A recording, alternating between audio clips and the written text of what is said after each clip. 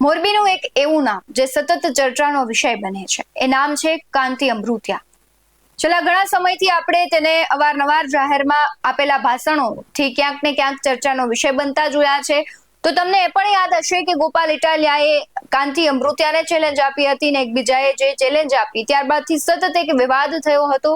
વિવાદ બાદ કાંતિ અમૃતિયા છે એને મંત્રી પદ મળે છે અને હવે તે છે કહેવાય છે કે તેમણે કેવું નિવેદન આપ્યું છે અને તેને લઈને ફરી ચર્ચાનો વિષય બન્યા છે. નમસ્કાર, BS9 TV ન્યૂઝમાં આપની સાથે હું ભૂપતિ વિશાવડિયા.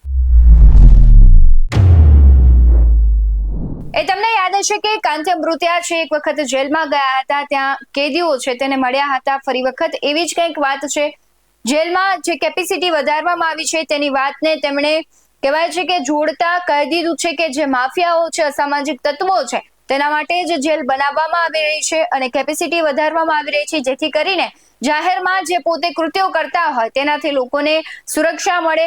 કારણ કે જો તેઓ ગુંડા તત્વો છે, જાહેરમાં ફરશે તો લોકોને હેરાનગતિ કરશે, મહિલા સુરક્ષાને લઈને અનેક સવાલ ઉઠશે. બીજી તરફ તેમણે જે ભૂમાફિયાઓ છે તેને પણ ચેલેન્જ આપી દીધી છે, તેને પણ ક્યાંક આડકતરો ઇશારો કરી દીધો અને કહી દીધું છે કે કોઈ બચવાનું નથી, જે પણ ખોટા કામ કરશે તે બધાને જેલ ભેગા કરવામાં આવશે. સમગ્ર ઘટનામાં કાંતિ અમૃતિયા શું કહી રહ્યા છે આવું સાંભળીએ. મારા જે કાર્યકર્તાએ જ્યારે આ દેશના ગૃહમંત્રી જે અમિતભાઈ આવ્યા અને અમારા પ્રમુખશ્રી આવ્યા ત્યારે કાર્યક્રમ નો ભૂતો નો ભવિષ્ય કર્યો. 3002નો કરસ લઈ અને નારિયેળ સાથે સાંજે પૂજા કરી. કાર્યકર્તાની જે અમારી જગ્યા હતી 5000 માણસની, 7000 માણસની, એના બદલે 14000 માણસો જે ભેગા કર્યા અને કાર્યકર્તાનો અભિવાદન હતો, કાર્યકર્તાનું સન્માન.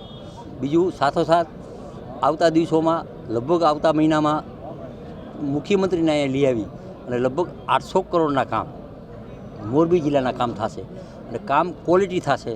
આજે 2 દિવસની મિટિંગમાં ખૂબ સારી રીતે અધિકારીને દોડાવ્યા. 4 કામ નબળા થયા હતા, 2 વાંકાનેરના, 2 હળવદના. એની તપાસ કરીને એને કોન્ટ્રાક્ટરમાં બીજી વાર કરાવવાના અને કરાવ્યા પછી એને બ્લેક લિસ્ટમાં મૂકવો અને અધિકારી ઉપર પગલાં લેવા. આવું મેં આજે ફર્સ્ટ અધિકારીને કીધું હોય કે મારે કામ ખોટી જોઈએ અને પ્રેસ મીડિયાને પણ હું ધ્યાન દોરવું. ક્યાંય પણ નબળું કામ થતું હોય તો અમને મેસેજ કરજો, અમે તમારી વાતને ધ્યાન રાખીએ, કારણ કે તમે અમને જાગૃત રાખો એવી મારી અપેક્ષા. આપણે જોઈએ છીએ કે અવારનવાર તે પોતે કહેવાય છે કે આખા બોલા સ્વભાવને લઈને ચર્ચામાં રહેતા હોય છે. ફરી એક વખત તે બીમારીથી પીડાઈ રહ્યા છે, એમને કેન્સરની આંશિક બીમારી થઈ છે અને 2 મહિના તે બ્રેક લેવાના છે. પરંતુ તેમણે એવી પણ વાત કરી છે કે આ બ્રેક દરમિયાન જે જનતાના કામ છે તે થશે, કોઈ પણ એવી અડચણ ઊભી નહીં થાય. અને તમારું શું કહેવું છે? કારણ કે કાંતિ અમૃતિયા બ્રેક લઈ રહ્યા છે અને તેમણે પહેલાથી જ કામને લઈને ક્યાંક ને ક્યાંક તે ચર્ચાનો વિષય બનતા હોય છે. તમારું જે પણ માનવું હોય તે કમેન્ટ બોક્સમાં જરૂરથી જણાવજો. બાકી આવા જ વધુ અહેવાલો સાથે ફરી મળતા રહીશું. તમે અમારી YouTube ચેનલને સબસ્ક્રાઇબ કરવાનું અને Facebook અને Instagram પર ફોલો કરવાનું ભૂલશો નહીં. બાકી અમને અપડેટ્સ મેળવવા માટે આપ જોતા રહો BS9 TV ન્યૂઝ. નમસ્કાર.